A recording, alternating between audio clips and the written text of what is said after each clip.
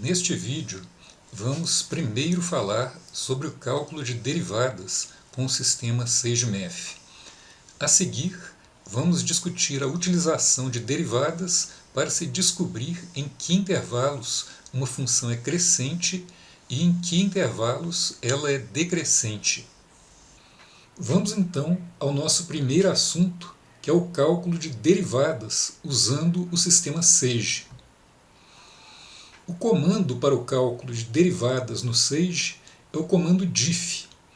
O nome desse comando é uma contração da palavra differentiate, da língua inglesa, que significa diferenciar ou derivar.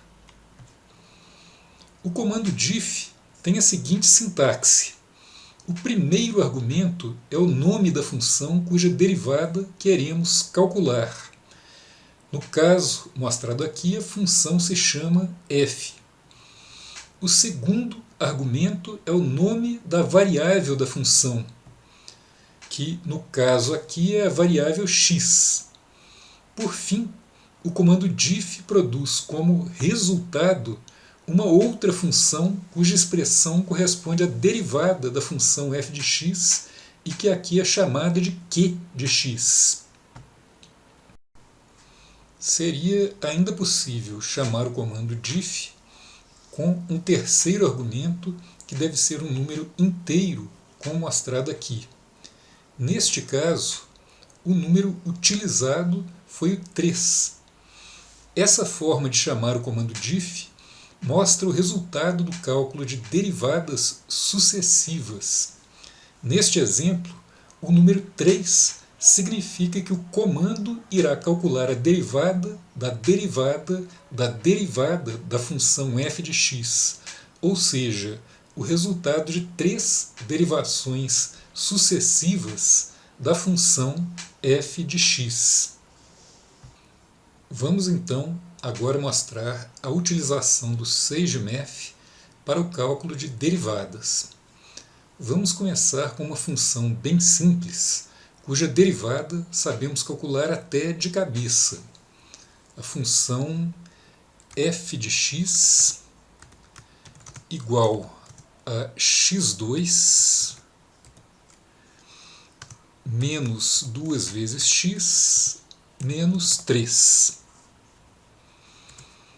É claro que sabemos calcular a expressão da derivada desta função, que tem de ser f' de x igual a 2x menos 2.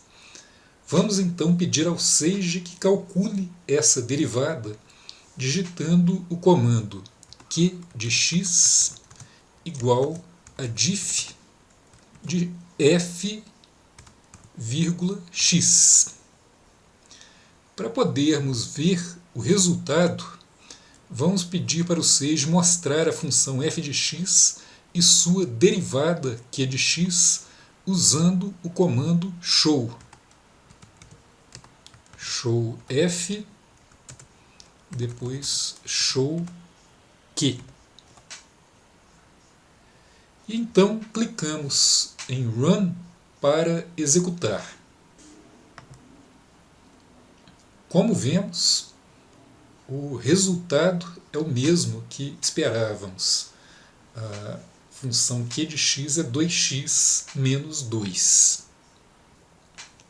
Apenas para deixar claro que o Sage resolve de maneira igualmente fácil o cálculo de derivadas de expressões muito mais complicadas, vamos derivar a seguinte função: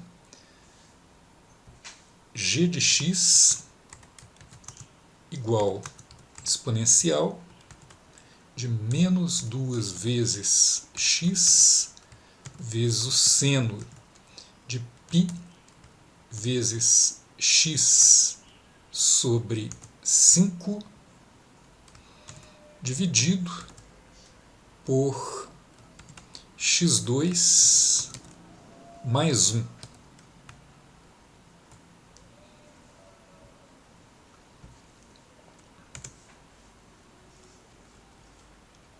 Fazemos o mesmo que antes, definindo p de x como sendo a derivada de g de x, ou seja, dif g,x. E pedimos para mostrar a função g e a função p.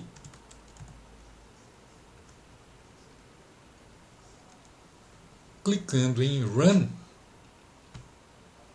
podemos ver as expressões de g de x e de sua derivada p de x aí mostradas. Vamos então ao próximo tópico deste vídeo, que é o crescimento e decrescimento de funções. Vamos iniciar a discussão sobre crescimento e decrescimento de funções com um exemplo simples, considerando a mesma função quadrática que examinamos agora há pouco, f de x igual a x2 menos 2x menos 3. Já vimos que a derivada dessa função é igual a 2x menos 2. Esta figura mostra os gráficos de f de x em azul e de f' de x em vermelho. Lembrando um pouco do que foi visto em vídeos anteriores, sabemos que o valor de f' de x em um ponto x representa uma medida da inclinação da reta tangente ao gráfico de f de x para esse valor de x. Nesta figura, como f' de x no ponto indicado é negativa, a inclinação da reta tangente ao gráfico de f de x no ponto correspondente é negativa, ou seja, a reta tangente está inclinada para baixo. É intuitivo perceber que a função f de x é decrescente neste ponto.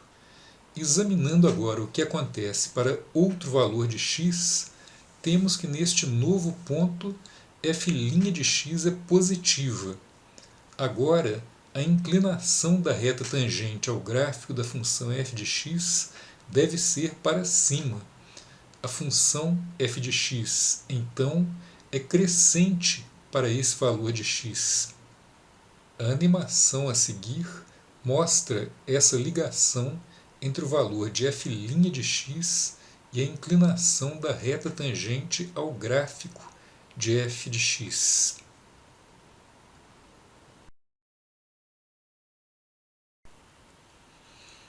Nós podemos então concluir que a função f de x é crescente quando f' de x é positiva e é decrescente quando f' de x é negativa.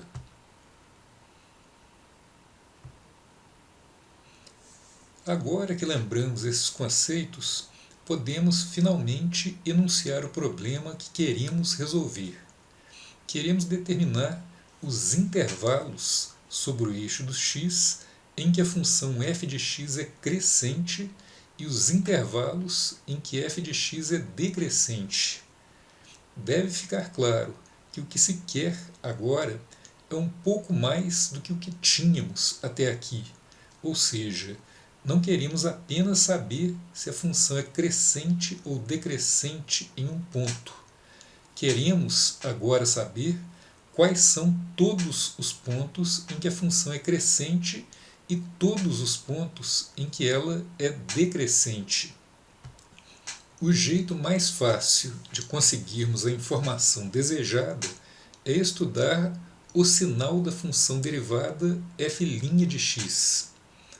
Com o que acabamos de ver, já deve estar claro que f de x será crescente no mesmo intervalo em que f' de x for positiva e será decrescente no mesmo intervalo em que f' de x for negativa. Para exemplificar, vamos examinar a mesma função quadrática que utilizamos no primeiro exemplo deste vídeo, f de x igual a x2 menos 2x menos 3. A derivada dessa função é f' de x igual a 2x menos 2. É fácil ver que f' de x é igual a zero quando x for igual a 1. Substituindo x por valores menores que 1, obtemos valores de f' de x menores que zero. E para valores de x maiores que 1, obtemos f' de x maior que zero. Assim concluímos que f de x é decrescente para x menor que 1 e f de x é crescente para x maior que 1. Assim, concluímos que f de x é decrescente para x menor que 1 e f de x é crescente para x maior que 1. Essa é basicamente a resposta para o problema de determinar os intervalos de crescimento e de decrescimento de f de x que procurávamos resolver. Agora que nós compreendemos o que é o problema de determinação dos intervalos de crescimento e de decrescimento de funções, vamos ver como podemos utilizar o sistema SAGE para tratar esse problema. Normalmente, poderíamos empregar o seguinte procedimento para encontrar os intervalos de crescimento e de decrescimento de funções. Olhamos o gráfico da função procurando identificar visualmente onde f' de x troca de sinal. Normalmente, isso acontece apenas quando f' de x igual a zero. Mais à frente veremos que isso pode não funcionar para funções descontínuas, mas não discutiremos agora essa questão. Atenção então, f' de x só pode trocar de sinal nos pontos onde fica igual a zero. Isso significa que a busca pelos pontos onde ocorre a troca de sinal de f' de x é o mesmo que a busca pelas raízes de f' de x. Com a ajuda do comando findRoot do SageMath, procuramos os valores de x em que ocorre essa troca de sinal. Lembramos que a utilização do comando findRoot para determinação de raízes de funções já foi discutida em vídeo anterior. Os intervalos de crescimento serão aqueles em que se mantém o sinal de f' de x maior que zero, e os intervalos de decrescimento serão aqueles em que se mantém f' de x menor que zero. Vamos então a um exemplo da utilização desse procedimento. No SageMath, entramos com a seguinte função: f de x igual raiz quadrada, esse aqui é RT, da exponencial de x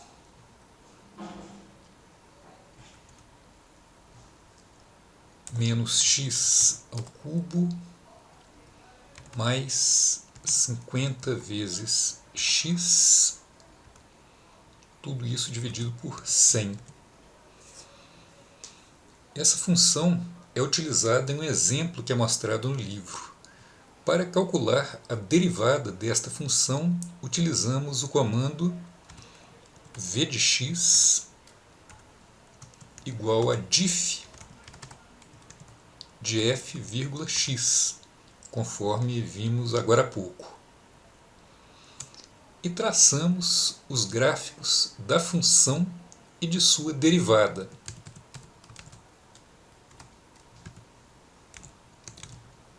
Vamos traçar o gráfico aqui no intervalo de menos 10 a 17.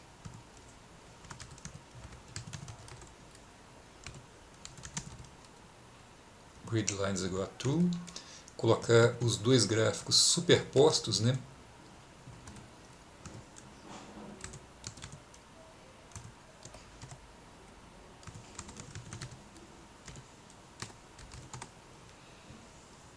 Vamos lá, executando. Está aí o gráfico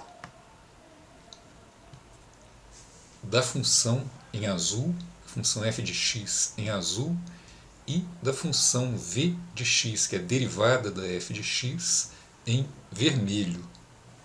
Essa figura nos mostra que a função f de x começa sendo decrescente no início do intervalo mostrado pela figura, o que é consistente com f' de x menor que zero nessa mesma região. Em algum ponto com x entre menos 5 e menos 2, a derivada f' de x se torna positiva, o que coincide com a função f de x se tornar crescente.